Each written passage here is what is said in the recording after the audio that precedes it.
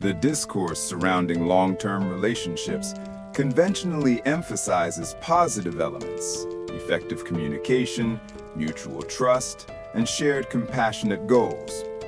While these constructs are theoretically sound, they often obscure the underlying power dynamics, psychological vulnerabilities, and coercive behaviors that fundamentally dictate a relationship's survival.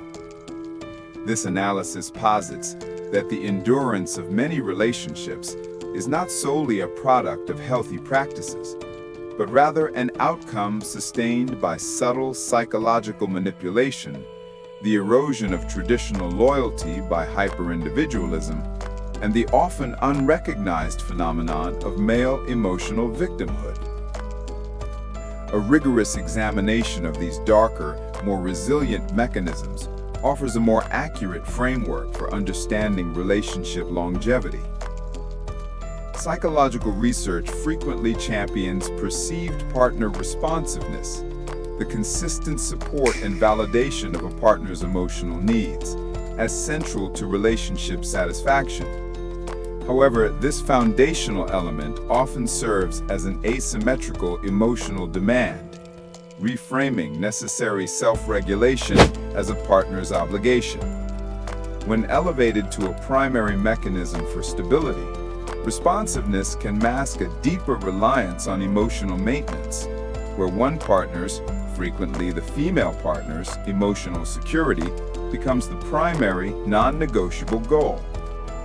This dynamic can devolve into a form of psychological manipulation, forcing the other partner into an adaptive, often subservient role, focused not on growth, but on constant emotional risk mitigation. The relationship survives through sustained emotional labor rather than true bilateral contribution.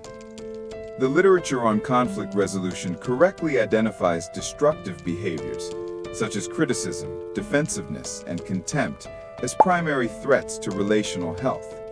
Yet the emotional impact of these behaviors is rarely assessed through the lens of male victimhood. In environments where communication becomes structurally abusive, these conflict patterns are not simply signs of poor communication. They are targeted attacks that disproportionately stress the male partner's capacity for emotional engagement. This consistent erosion of self-image and validation often forces the male partner into a state of emotional disengagement or retreat, stonewalling, which is then ironically interpreted as emotional unavailability rather than a protective response to victimization. The relationship endures this stress not by resolving conflict collaboratively, but by the acceptance of a defensive, victimized role by one partner, prioritizing external stability over internal emotional well-being. The degradation of intrinsic motivation into obligation. A durable partnership is ideally characterized by intrinsic motivation, a genuine, internal desire to maintain the bond.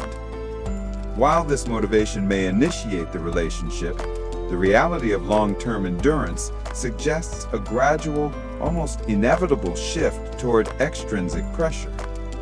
As life factors accumulate, the motivation to remain shifts from internal desire to external consequence management.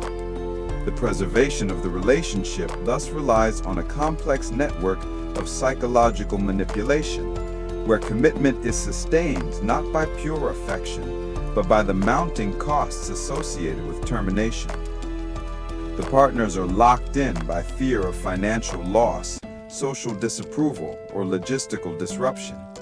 In this context, the relationship is enduring not because it is healthy, but because the perceived penalty for leaving far outweighs the emotional penalty for staying.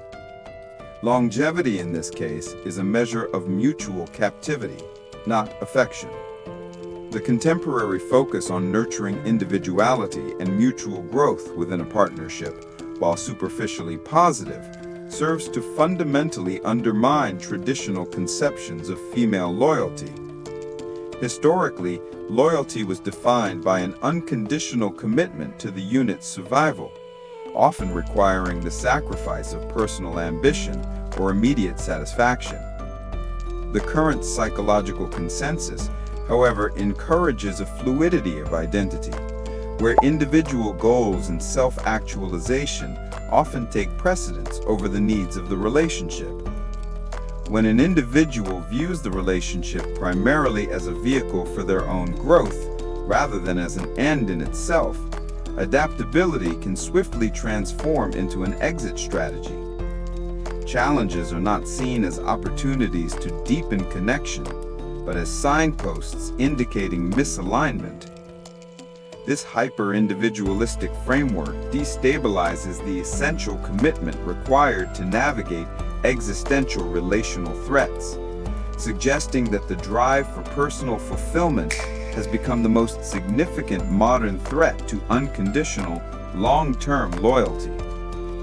To assert that lasting relationships are merely products of good communication is to overlook the complex, often dark psychological undercurrents that guarantee endurance. Longevity is frequently achieved by navigating, rather than eradicating, asymmetrical emotional demands, structural conflict that results in male victimhood, and the gradual replacement of intrinsic desire with a web of obligational and psychological manipulation. Understanding the loyalty lie and confronting the fact that a relationship can endure precisely because it is sustained by these resilient, if unhealthy, mechanisms is crucial for a complete understanding of long-term partnership survival. The true test of time is not whether a relationship remains happy, but whether the costs of leaving eventually become too high to bear.